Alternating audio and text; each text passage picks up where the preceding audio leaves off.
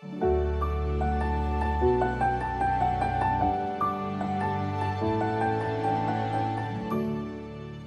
Lord be with you. I am Pastor Yuri Brito, Senior Pastor of Providence Church in Pensacola, Florida. I am sure that you have been involved, if you have been following sort of the theological journey for some time, you probably have been a part of many debates on the end times, known as eschatology, the doctrine of the end things, end times. And among these various debates, you find yourself sort of being exposed to all sorts of variations of eschatological positions. Premillennialism, which has its own layers, amillennialism, post-millennialism. And then you find yourselves that there are other things, other positions beyond the one you may have grown up, 10, 11, even 12 positions in eschatology. And these discussions are wonderful, but there are additional subtext discussions that I think need to be brought to the conversation. One of them pertains to passages that we see in the scriptures known as apocalyptic texts. Those passages are found in the prophetic writings of Isaiah and Jeremiah and many others. And the disciples and our Lord and John borrow very heavily from these apocalyptic passages in the Old Testament, and they invest that Old Testament language into their narrative. Prime example of this is what we see in the Olivet Discourse. The Olivet Discourse is when our Lord Jesus offers Jerusalem a final warning. And it is found in Matthew 24 and Mark 13 and Luke 21. And these passages give the distinct impression that Jesus is going to bring judgment upon Jerusalem, that Jerusalem will be made into an abomination of desolation.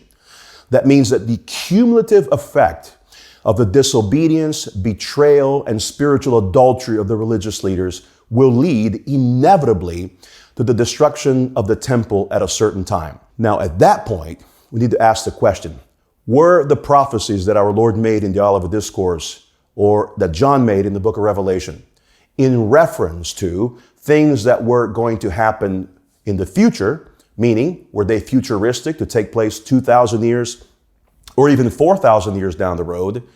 Or did our Lord have a particular audience in mind?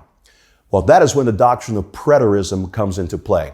Preterism comes from the Latin preteritas, meaning past.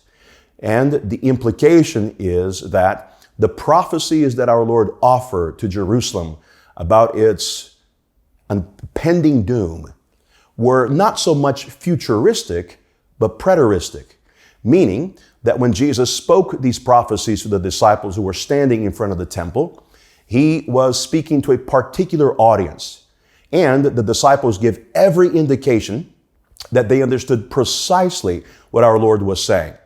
That they weren't reacting because they thought this was going to happen many centuries afterwards, but they reacted in such a way because they understood that Jesus was referring to things that would happen within that generation, within that 40-year time frame, which is what a generation is.